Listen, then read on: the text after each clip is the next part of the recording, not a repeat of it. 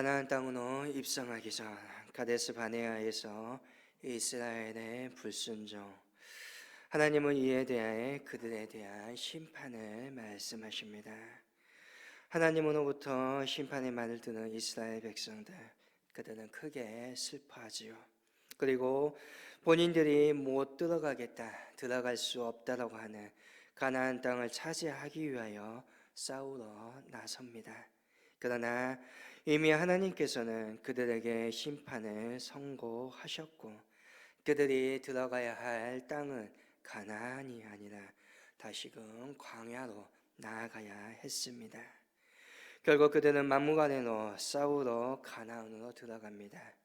대패하고 되돌아옵니다. 오늘의 말씀은 자기 멋대로였던 이스라엘 백성들의 모습이 그려지고 있습니다. 이스라엘 백성들은 도대체 무엇을 잘못하였던 것일까요? 그리고 우리는 그 모습 속에서 무엇을 깨달아 알아야 하는지 생각해 보아야 할 것입니다. 이스라엘 백성들은 하나님의 말씀에 크게 슬퍼합니다. 40절을 보게 되면 그들 스스로 우리가 범죄하였음이니다라고 말하고 있습니다. 스스로 자신들의 죄를 뉘우치며 후회하고 있지요. 그러나 그들은 진정 자신들이 무엇을 잘못하고 있는지, 잘못하였는지는 깨닫지 못하고 있습니다. 우리가 흔히 회개한다라고 말을 합니다. 그것은 죄에 대한 뉘우침이 아니라 자신의 범한 죄에 대한 행위를 완전히 끊어내고 다시는 그러한 행동을 하지 않겠다는 의지적인 결단과 변화된 삶을 회개라고 말합니다. 만약 우리가 이러한 결단과 변화된 삶이 없다라면 죄송합니다. 그것은 회개가 아닙니다. 그것은 무익한 후회에 불과합니다. 오늘 말씀 속에서 이스라엘 백성들이 근본적으로 잘못한 것이 무엇입니까? 그들이 원망한 것입니까? 불평한 것입니까? 그들의 죄는 원망도 불평도 아닙니다. 그들의 죄는 하나님의 말씀에 대한 불순종입니다. 그 불순종이 원망의 말로서 하나님의 귀에 들렸다는 것입니다. 그들의 죄를 뉘우쳐 회개한다라고 했다라면 지금이라도 그들은 하나님의 말씀에 순종해야 했습니다. 그들은 25절의 말씀처럼 하나님의 명령에 순종하여 하나님의 말씀대로 다시 광야로 되돌아가야 했습니다.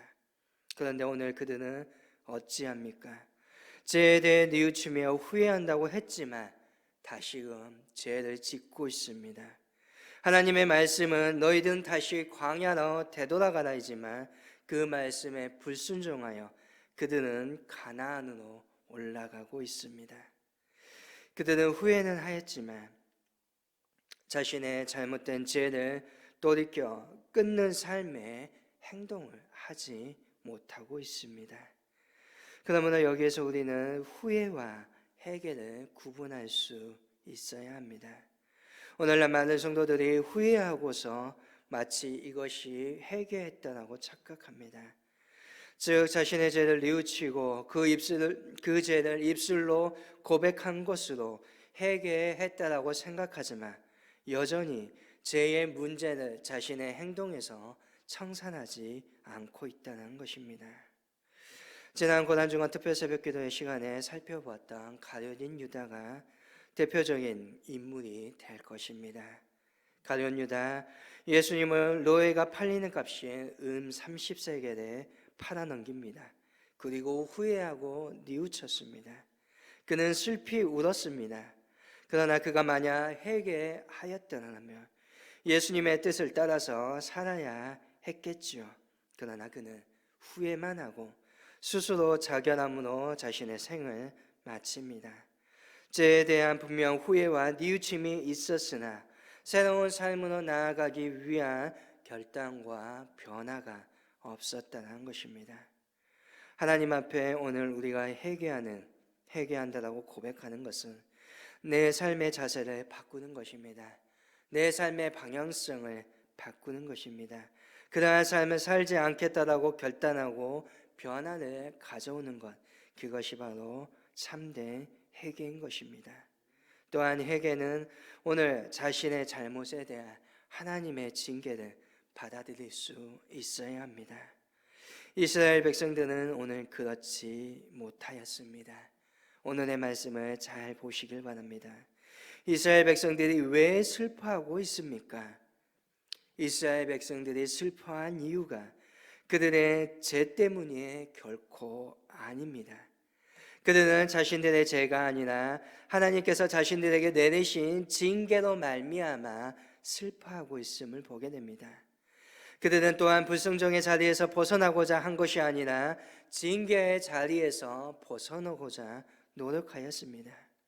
그래서 그들은 오늘 자신들의 잘못을 만회하겠다는 생각으로 또 다른 불순종의 가나안 땅으로 입성하려고 하는 죄를 범하고 있는 것입니다. 이처럼 그들은 죄로 인한 처벌이 두려운 나머지 자신의 죄를 회개하고 하나님의 뜻에 순종하기보다는 오직 자신들의 잘못, 그것을 만회하기 위해 급급한 모습을 보게 됩니다. 이는 오히려 하나님을 더욱더 진노하게 만들 뿐입니다. 오늘 죄악된 우리에게 필요한 것은 하나님 앞에 철저하게 회개하는 것이요, 하나님의 그 어떠한 벌도 달게 받겠다라고 주님 앞에 무릎 꿇는 자세입니다. 잠깐의 고통을 피해보려고 하는 얄팍한 행위가 더욱더 큰 고통을 안겨주게 됨을 오늘 우리는 성경을 통해서 보게 된다는 것입니다. 43절에서 45절의 말씀을 보게 되면 이스라엘 백성들은 모세의 만류에도 불구하고 가나안에 들어가려고 합니다. 모세는 여호와께서 너희와 함께 하시지 않는다라고 못을 박았습니다. 하나님의 언약궤도 그들과 함께 가지 않습니다. 결론은 어떻게 됩니까? 그들은 크게 패하게 됩니다. 이는 하나님께서 함께하지 아니하시며 얼마나 이스라엘 백성들이 무능하고 연약한 존재인지를 보여주는 사건입니다. 그들은 얼마 전까지만 해도 최강의 군대였던 애굽의 군대가 전멸되는 것을 보기도 하였습니다. 또한 광야에서 장뼈가 굵은 아말렉 족속을 손쉽게 물리치기도 하였습니다. 그러나 하나님께서 그들과 함께하지 아니하시기에 그들은 승리가 아니라 아말렉에게 보기 좋게 패하게 되었습니다. 결국 그들의 능력이 아니라 하나님의 능력이었음을 보여주는 것이지요. 하나님께서 함께하지 아니하시며 얼마나 무기력하고 무능력한 삶인지를 보여주는 것입니다. 하나님의 백성은 믿음으로 크신 권세와 능력을 가지고 이 땅에서 살아가게 됩니다. 그것은 오직 하나님과 동행할 때만 가능합니다. 하나님께서 지혜와 능력을 주실 때 가능합니다. 결코 자신의 능력과 자신의 지혜가 탁월해서가 아닙니다. 예수님의 제자들을 생각해 보시기를 바랍니다. 그들은 평범한 사람들입니다. 그들은 연약한 사람들이었습니다.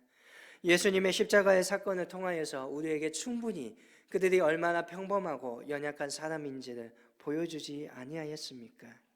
그러나 그들이 성령을 받고 하나님과 함께 하심을 경험하게 되자 큰 능력의 삶을 살게 됩니다. 죽음 앞에서도 자신의 목숨을 아끼지 않고 복음을 전하는 귀한 믿음의 사도들이 됩니다. 하나님께 속한 믿음의 사람의 능력은 나에게 나오는 것이 아니라 오직 하나님에게 나오는 것입니다. 그러므로 우리가 가장 두려워하고 무서워해야 할 것은 바로 하나님께서 우리와 함께하지 않는다 하는 것입니다.